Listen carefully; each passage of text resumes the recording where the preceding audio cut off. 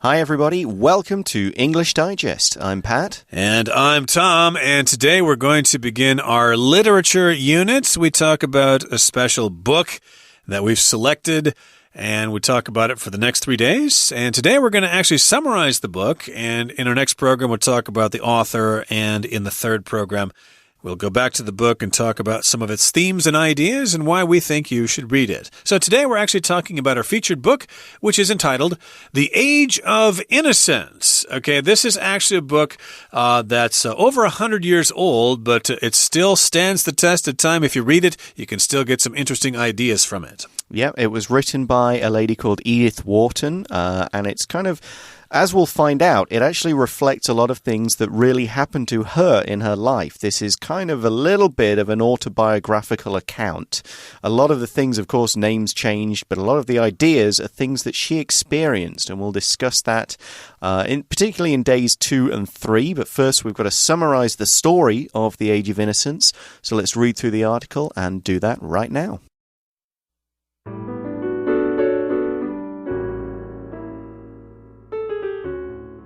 The Age of Innocence opens at an opera in 1870s New York City. Surprisingly, the New York high society audience does not focus its attention on the stage, but on the controversial Countess Ellen Olenska, who has just returned to New York from Europe. Though a recent arrival to the city, Ellen is plagued by rumors of adultery and divorce. Even so, her cousin, May Welland, and May's fiancé, Newland Archer, befriend Ellen in the hope of elevating her social status. The city's gossips complicate matters, but eventually they achieve their goal. Gradually, Newland becomes attracted to Ellen and her unconventional views of New York aristocracy.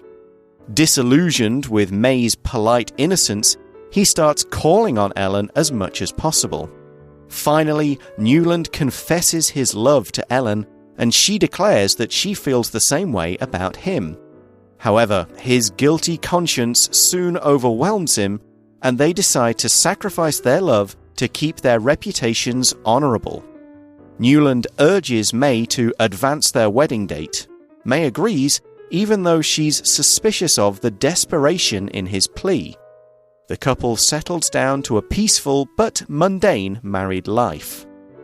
Ellen leaves New York City, but when she is informed of her grandmother's illness sometime later, she comes back. Newland and Ellen reunite, and he confesses his love once again. This time they agree to consummate their affair, but Ellen surprises Newland by suddenly returning to her husband in Europe. Distraught, Newland resolves to follow Ellen to Europe and prepares to tell May that he is leaving her. However, before he has the chance, May announces her first pregnancy. Accordingly, Newland concedes to convention and settles down once more to a life he's been reluctant to live. By the end of the novel, their 3 children have grown up. After May's death, Newland and his eldest son travel to France. Although they receive an invitation to Ellen's home, Newland chooses not to attend, content to live with his memories of her alone.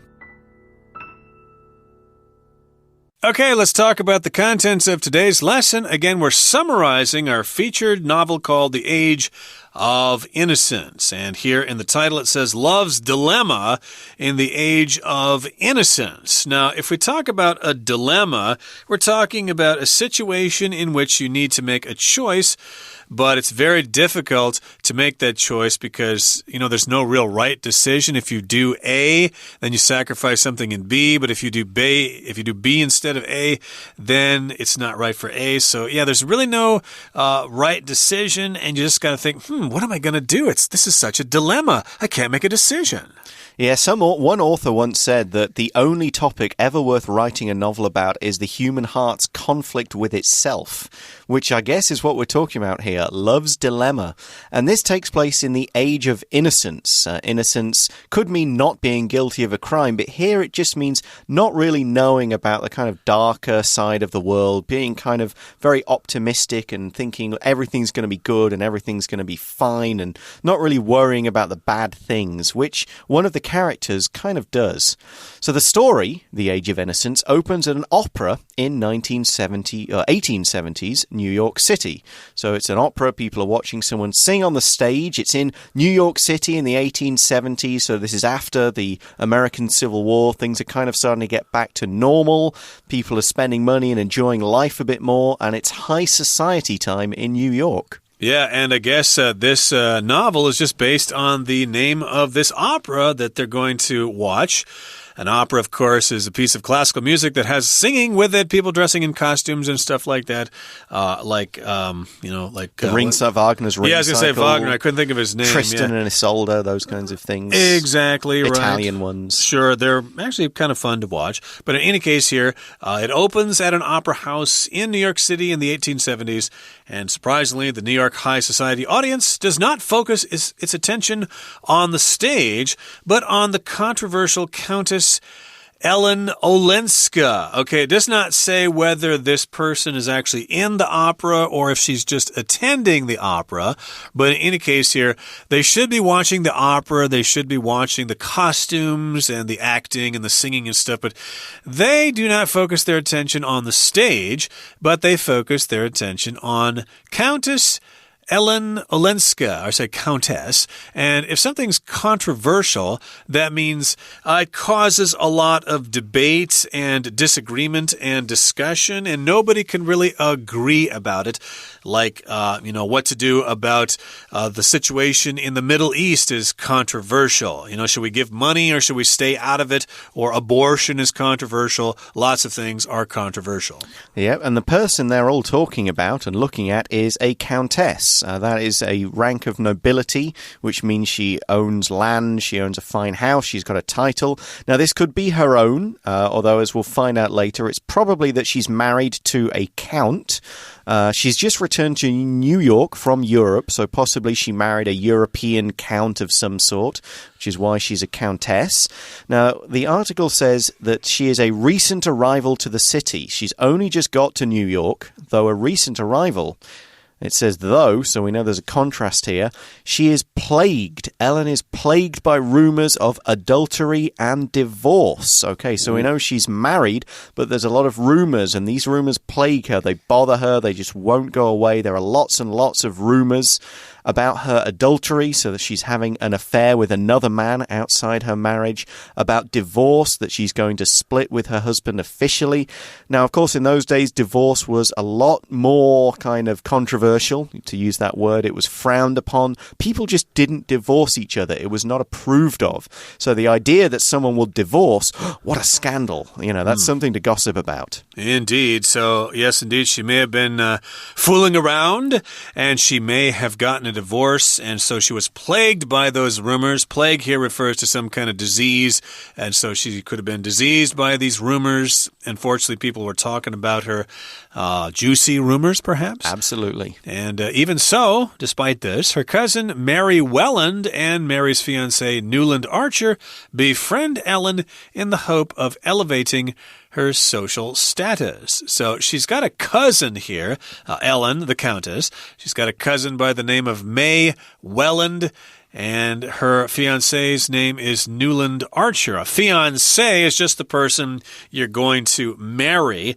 I think this is a French word, and if you're talking about the person you're going to marry, if he's a man, you spell it with one E at the end. But if it's a female, if you're talking about your wife-to-be, then you have two E's at the end. That's correct. Okay, but they know there's all these rumors about Ellen, May's cousin. They've heard all the stories, but they don't care. They befriend her. They make friends with her. They are seen in public with her. They don't kind of stay away from her because of the rumors.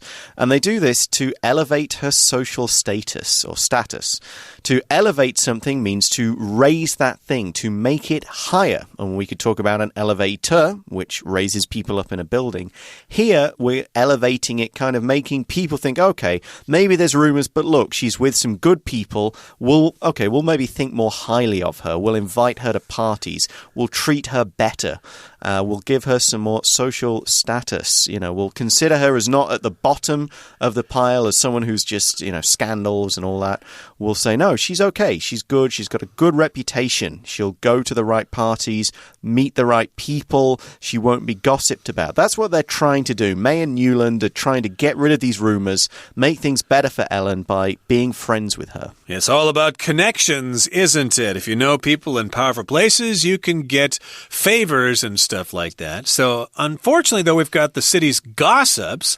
Those are people who spread gossip and maybe write stories in newspapers about the Countess, saying, oh, she's just an adulteress. She keeps fooling around with married men, or she's hanging out with these Russian people and drinking too much vodka and stuff like that, and going dancing on their weird, Russian dance steps and stuff like that. Who wants to see that? But in any case here, yes, they complicate matters, which means adds more things to it than is necessary.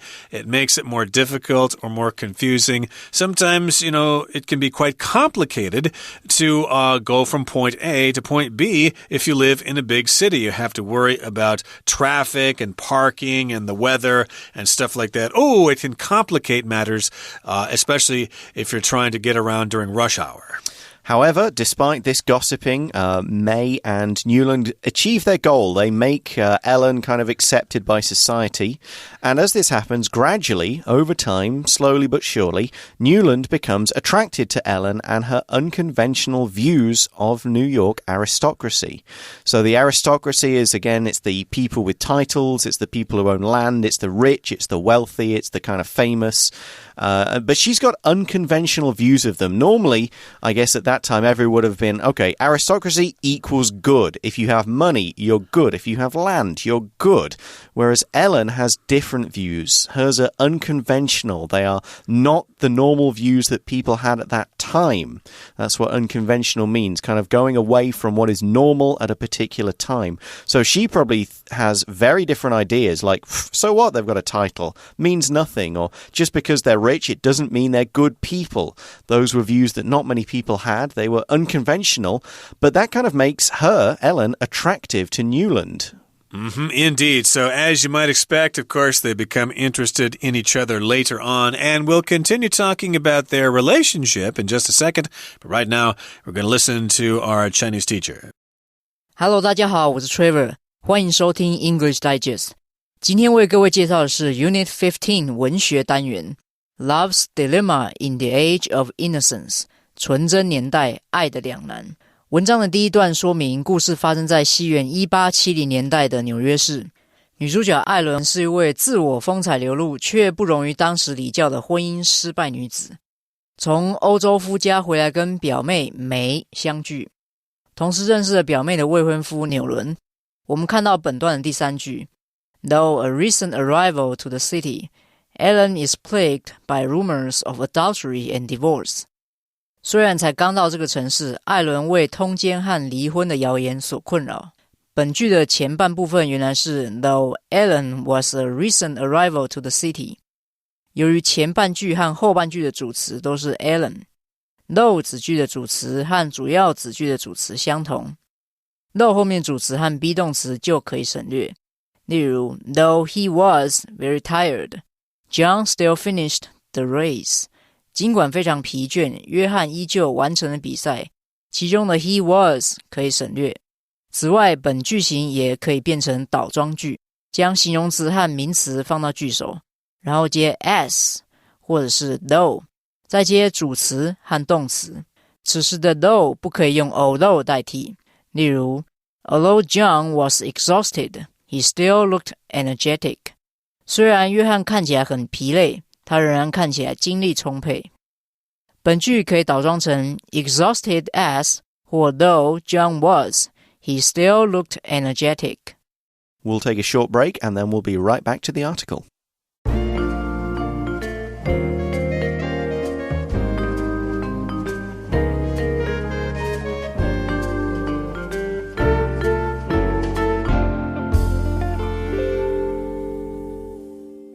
Okay, let's continue with our lesson. Again, we've got Newland and we've got Ellen, and they are starting to become attracted to each other. And disillusioned with May's polite innocence, he starts calling on Ellen as much as possible. So if you're disillusioned, that means you're very disappointed because you had expectations about something or someone and they let you down. Yeah, so Newland starts to call on Ellen. Now, that just means to kind of go to her house and spend time with her. But in those days, you called on someone because you were kind of interested in them. It meant a bit more in those days. So finally, Newland confesses his love to Ellen, and she declares that she feels the same way about him. So to confess something is to tell the truth about something, often a secret that you've had. You confess to committing a crime, but you also confess to your feelings. And he says, look, Ellen, I've loved you in secret for a long time. I really do care about you. So he tells her the truth. She declares, she says that she feels the same way, which should be great, except that Newland is her cousin's fiancé, and he's supposed to be marrying her cousin. Yeah, what's going on there? So they feel the same way about each other, but he does have a guilty conscience, and that soon overwhelms him. If you've got a guilty conscience, that means you know you're doing something wrong and you want to stop it. So he feels guilty and it overwhelms him, which means it kind of comes over him and controls him, and he's getting all emotional. So they decide to sacrifice their love to keep their reputations honorable. So they're going to sacrifice their love. Okay, we love each other, but we just can't be together. We'll just have to forget about it because we have our reputations to think about. Your reputation is just your name in society, how people think about you. And if you have an honorable reputation, that means people think that you're honest, you're upright, you're outstanding, and you are dependable. Yeah, so basically it's saying we can't do anything about our feelings because I'll end up having to break off my engagement. I'll be, doing something with my cousin's or my ex-fiance's cousin. Society will turn their backs on us, so we can't do it. They're basically saying their reputations are more important than their feelings, which maybe they shouldn't. Maybe love should come first. Who's to say? That's kind of what this whole story is about. But Newland urges May to advance their wedding date. If you urge someone to do something, you're really trying hard to get them to do something. You're trying to convince them. You're really pushing for it. He says to his fiancée, May, advance our wedding. Let's have it sooner. Let's get married as quickly as we can. Basically, so he doesn't really trust himself to not act on his feelings toward Ellen. So he's just kind of saying, right, we need to get married as soon as possible, and so I won't do anything stupid. Right, so she agrees, but she's thinking, okay, well, if you want to get married sooner, fine, but she's still suspicious of the desperation in his plea. If you're suspicious, you kind of think, something's going on here, but I don't know what, and I need to find out what it is. And desperation means you really got to have something. That's the noun form here. Desperate is the adjective. Oh, I'm so desperate. I need money. If I don't buy any clothes and food, I'm going to die. Okay, so he gives her a plea. A plea is like a really strong kind of begging ask. It's a request for something that you really need. So you could give someone a plea for money or a plea for support, a plea for food, something like that. And May agrees. She says, okay, we'll have our wedding sooner. And they do get married, and the couple settles down. They get into a house of their own to a peaceful but mundane married life. So something that's mundane is kind of everyday, nothing really special. It's a little bit boring. It's a little bit kind of ordinary. So they get married just like ordinary people do, but maybe the fire, the spark that they had is kind of gone because Newland has feelings for someone else. Well, Ellen is probably very upset by this, so she leaves New York City, but when she is informed of her grandmother's illness, sometime later, she comes back. So maybe she moved to Boston or Philadelphia or something to be away from Newland. And however, they said, hey, your grandmother's sick, you better come back. So she does come back, and Newland and Ellen reunite. And he confesses his love once again. If you reunite, you get together again after you were separated before. Okay, so of course, we all talk about someday maybe North and South Korea will reunite. They will become together again like they were before. Okay, so this, of course, leads them to another dilemma, if we remember that word from the title, or dilemma. And it's that choice. What do? We love each other, but what are we going to do about it? You're married. I'm probably married married as well, because Ellen, of course, was married and surrounded by rumors. Are they going to finally act on their passions? This time, they agree to consummate their affair. So they do some stuff together. We don't need to go into too many details, but to consummate something means to act upon that thing. So they maybe at least kiss, and let's maybe leave it at that. But so they decide to do something about their love, but Ellen then surprises Newland by suddenly returning to her husband in Europe. So she was married all the time. Her husband was still in Europe. And even though she's kind of consummated her affair with Newland, now she's going to go back to Europe to be with her actual husband. Yeah, oh, my goodness. Yeah, this is getting more and more juicy. Yeah, if this was a soap opera, it'd be, okay, cut to the music right now. We'll pick it up tomorrow. Wow, this would make a great Korean soap opera, wouldn't it? If they just, film it in Korea with Korean actors. But in any case here, yes, she goes back to Europe to be together with her husband. And as you might expect, Newland is distraught, and he resolves to follow Ellen to Europe. So he's going, why did you leave me? I've got a broken heart. I'm distraught, which means you're deeply upset and very agitated by it, and you really want to do something about it. Yep, and he makes a resolution, which is the noun form of the verb we've got here, resolve. If you resolve to do something, you kind of promise to yourself or to somebody else that you're going to do something. You make a very strong decision and you decide, I'm going to follow through on that decision with some action, okay? And he resolves to follow Ellen to Europe. He's like, that's it. I'm going to Europe. That's what I'm going to do. Nothing's going to stop me.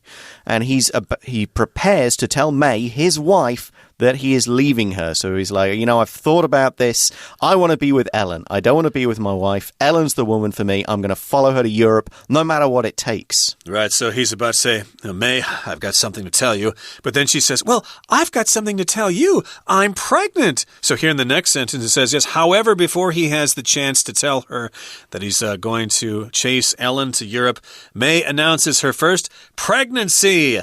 Pregnancy, of course, is the state or condition of being pregnant, which only can happen to women, at least for now. That means they have a fetus or a baby growing inside them, and they're going to have a baby in about, 8 or 9 months. Okay, so accordingly, or based on this information that he's just learned, Newland concedes to convention. He basically said, okay, I've got to do what is normal in society, what is normal for men to do when their wives are pregnant, and he settles down once more to a life he's been reluctant to live. So he hasn't enjoyed this mundane life without passion. He's been reluctant. He hasn't enjoyed it. He hasn't wanted to do it. But now his wife is pregnant. He's got no choice, because otherwise their reputations would be ruined. May would be in terrible straits, so he's kind of got to do the right thing, got to do the proper thing, the gentlemanly thing, and give up his love in order to be with his wife and child. Yeah, maybe May's kind of a boring girl, but hey, he's got to be a responsible father here. And by the end of the novel, their 3 children have grown up, so she gets pregnant 2 more times and they have 3 kids. And after May's death, Newland and his eldest son travel to France. So I guess a lot of time has passed here. So later on, May dies after her death. He decides to go to France with his eldest son. So they're going to France there. They're going to have some wine and cheese and stuff like that, maybe a baguette or a croissant or something. And although they receive an invitation to Ellen's home, Newland chooses not to attend. That's interesting. So yes, she invited him. She said, well, things didn't work out for us in the past, but hey, we can still be friends. Come on over. I'll fix you some tea. Yeah, but it's probably been a good 15 or 20 years, so Newland chooses not to attend. He says, I'm not going to go and see Ellen, because he is content to live with his memories of her alone. If you're content, you're happy, you're satisfied. You don't want anything more than what you already have. So he's kind of thinking, I could go and see her, but you know what? I'd like to remember her as she was. I don't want to see what's happened to her over the last 20 years. I don't want to see what she's become. I'm happy to just remember the good times and not try and live in regret now with her, with how we are now. And that's kind of how the story ends for Newland. He's not going to go and see Ellen. They're not going to have one final reunion. But that's it. That's where the story ends. It's also where we're going to end right now and hand you over to our Chinese teacher. 接着我们看到第2段，本段说明艾伦和纽伦两人逐渐受到彼此吸引，但两人皆压抑心中的欲望和爱情。我们看到本段的第3句 Finally, Newland confesses his love to Ellen, and she declares that she feels the same way about him. 最后，纽兰和艾伦告白，而艾伦也表明他对他有一样的感觉。其中的 confess, C-O-N-F-E-S-S 是动词，这里有表明心意的意思。例如 Janet has been secretly in love with Jonathan for 3 years, but she now decides to confess her love to him. 珍妮特暗恋强纳森已经有3年了，不过她现在决定要对他表明爱意。confess 还有其他常见的字义和用法，例如要表达认罪做了什么事情的时候，我们可以说 confess to doing something。例如 Gina confessed to stealing gold at the jewelry shop. 吉娜认了偷窃珠宝店里黄金的罪行。confess that 也有承认的意思。例如 Melody confessed that she didn't like her husband when she first met him. 美乐蒂承认她第一次遇见丈夫的时候并不喜欢他。最后 confess 也有忏悔的意思。例如 Kitty knelt down and confessed her sins to the priest. 凯蒂跪下并向神父忏悔她的罪。我们再往下看一句。However, his guilty conscience soon overwhelms him, and they decide to sacrifice their love to keep their reputations honorable.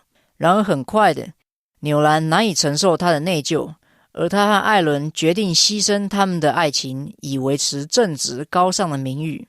其中的 honorable, H-O-N-O-R-A-B-L-E 是光荣的、可敬的意思。例如 The honorable man keeps his word no matter what. 这名可敬的男人无论如何都信守承诺。这里补充一些和他相关的衍生字 honor, H-O-N-O-R 做动词用，是实践、履行、成对的意思。例如 If you say you can help me move to a new house, I expect you to honor your promise. 如果你说可以帮我搬到另一间新房子，我期望你履行你的承诺。Honor 也可以当名词用，是尊敬、名誉、光荣的事。例如 Amanda has done me the great honor of accepting my marriage proposal. 艾曼达接受我的求婚，让我感到很光荣。最后我们看到第3段，本段说明艾伦和纽伦原本有意私奔，但此时梅却传出怀孕的消息。纽伦基于义务和责任，只能放弃追寻艾伦的计划，与梅相守到老。本段的倒数第2句 However, before he has the chance, May announces her first pregnancy. 然而在她有机会这么做之前，梅宣布她怀了第1胎。其中的 announce 是动词，多指宣布大家感兴趣或好奇之事。例如Holly was planning to announce her engagement to Peter. 何莉计划要宣布她和彼得订婚的事情。以下补充几个常用的动词，也都是有宣布的意思。Declare, D-E-C-L-A-R-E 多指正式且清楚地宣告某事。例如 The police have declared war on drug dealers. 警方已经向毒贩宣战。Broadcast, B-R-O-A-D-C-A-S-T 多指广为宣传。例如 There was no need to broadcast the fact that Sam had lost his job. 不需要宣传山姆失去工作的这个消息。Publish, P-U-B-L-I-S-H 多指利用书面媒介来公布消息。例如 The latest unemployment figures will be published tomorrow. 最新的失业数字将会在明天发布。以上就是今天的课程，我们下次再会。Okay, so that is the end of the first part of our 3-day article. We've summarized the story for you, The Age of Innocence. Tomorrow, we're going to learn about the writer, the author, Edith Wharton, and find out how her life and this story are kind of connected, maybe more than normal authors and books. But for right now, it's time for us to say goodbye and see you tomorrow. For English Digest, I'm Pat. And I'm Tom. See you then. Bye-bye. Bye.